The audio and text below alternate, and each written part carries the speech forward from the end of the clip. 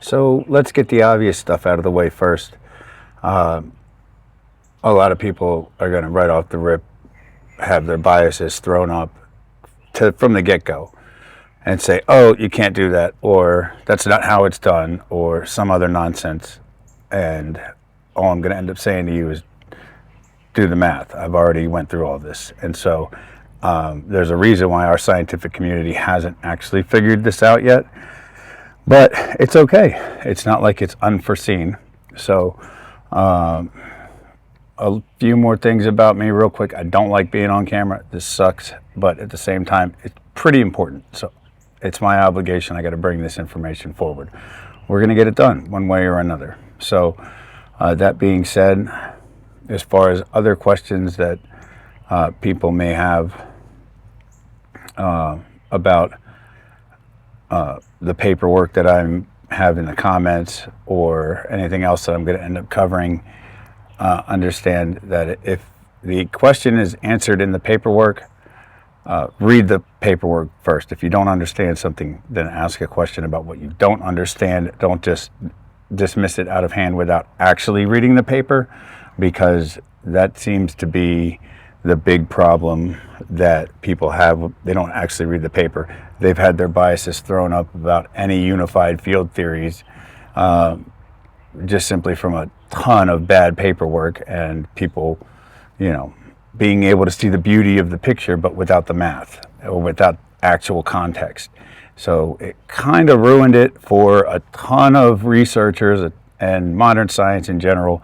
And before you even say, well, why don't you have this peer reviewed? I have submitted it multiple times to multiple places. It's either outside of the scope of their paper, or it's too long, or they just give it a desk reject because I don't have any affiliations. I'm coming at this problem with a new, fresh set of eyes as it instructed. So I'm going to walk you through the process of how I even seen it in the first place. Back when I was a bill collector, I did collections for 17 years. So I talked to a lot of liars and I heard a lot of phone ringing while I sat at a desk staring at a cubicle. Talk about mind numbing. It definitely was not an easy job for anyone. So keep that in mind. But that being said, while I had time, I definitely ended up getting directed down a path to where I could see this problem clearly and fix it. Unlike our modern scientists, but the paperwork does have verifiable predictions. It has falsifiability, so feel free to go through it and comprehend it. But that being said, the very first part that I realized was, and this is going back to Einstein, when they added lambda. They had a balanced equation. They added a term to it. Algebra law, the laws of mathematics say you have to add the inverse additive to the other side if you do that to an equation. Doesn't matter if it's physics, doesn't matter if it's just abstract math.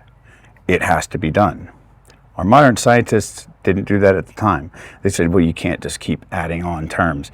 And here's the conundrum, because if they would have added that term without actually understanding its properties or what it was, they would have just been adding another variable that they didn't know about, they didn't understand.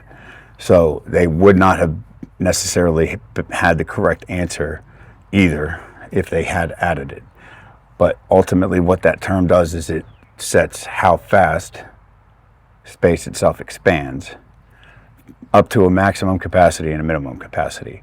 So that's what the paperwork shows. That's what I saw first back in 2021 when I was originally studying this problem and why we haven't been able to figure it out. So once I realized that they completely ignored the inverse additive law of mathematics when they did that, and then they looked for the value of the term using experiments and observations, and they seen that the speed isn't the same depending on where they look.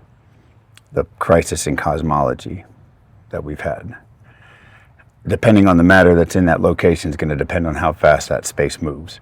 So they didn't have that cutoff term because they didn't complete the math. They literally just didn't take the final step.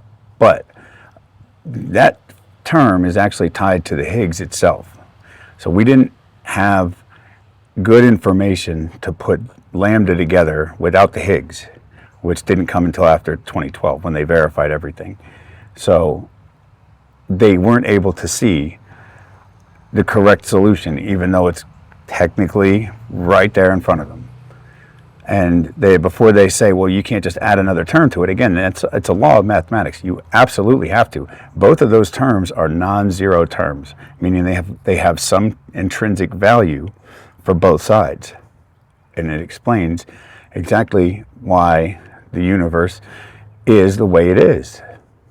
And now we have enough information to put all that together. So I went ahead and did that. And since I'm unaffiliated with any kind of organization or research team, I don't know anybody in the biz or in the field, they're not exactly too conducive to understanding that an outsider was able to kind of put all this together. But that seems to be what was required. And so, that being said, this is my Easter introductory video